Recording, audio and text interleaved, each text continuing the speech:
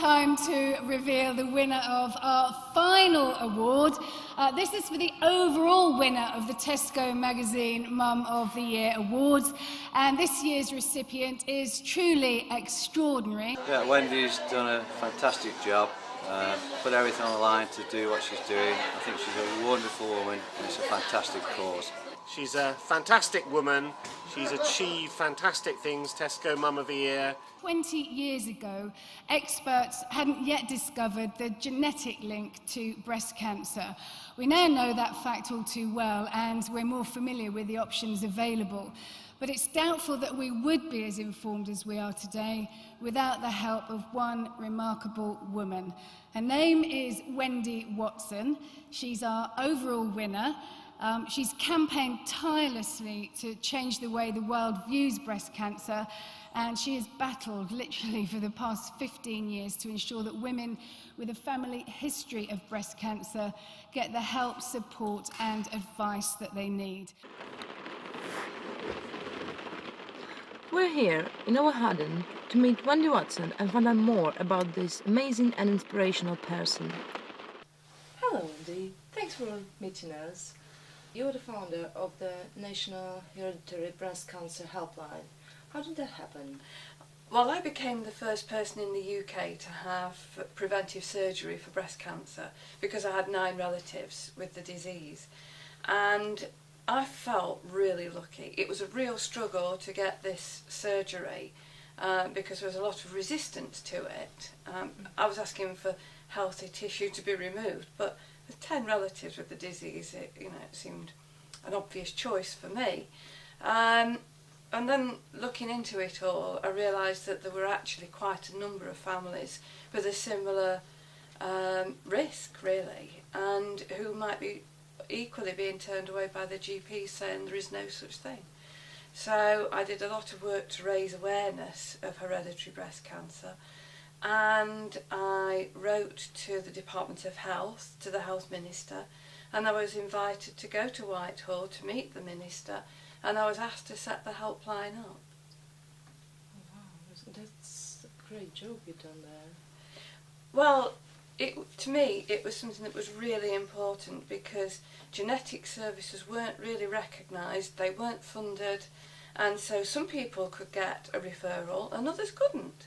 So to me it seemed obvious that we had to have a standard throughout the UK, and meeting with Baroness Cumberledge, who was the minister at the time, she said that meeting me was enormously powerful for her and made her view things in a different way. And how's that helpline funded? Initially, when I was first asked to set the helpline up, I had a grant, and that lasted for 10 years. But when NICE guidelines came into being, having peer support, the opportunity to speak to others before you made these quite intense decisions, that was part of what needed to happen. And so it became the Primary Care Trust's responsibility to fund the helpline. But unfortunately the Primary Care Trusts are a law unto themselves, until they're abolished of course. And some of the excuses for not paying have been staggering. One primary care trust said that it didn't need the helpline, couldn't necessarily afford to pay the £422 yearly running costs, and I found out later on that they'd spent £500,000 on a yacht. One primary care trust, staggering isn't it? One primary care trust even had the nerve to tell the chair of the NICE Guideline Committee to disregard his own guidelines. And that's how we've been going on. I wrote a list of these excuses from these primary care trusts, and it read more like a script from Fawlty Towers. It was just hilarious, really, if it wasn't so sad. And so I've had to do a lot of fundraising and lobbying. Tell me about the fundraising events you actually have. Yeah.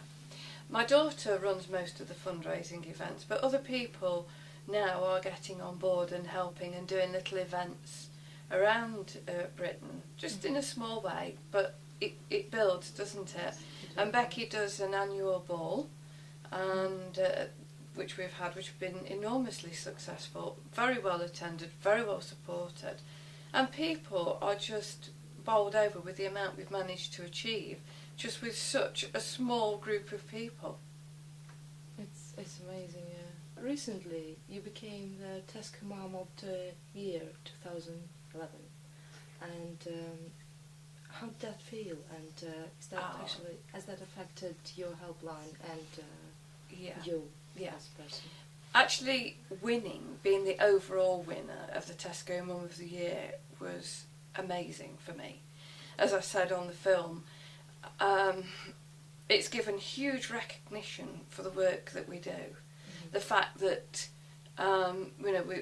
we hardly get any funding, and yet it's an invaluable service, and we get 100, 200 calls a week, and I'm at the moment getting about 300 emails a day, mm-hmm. which is, an enormous amount in anybody's book, really.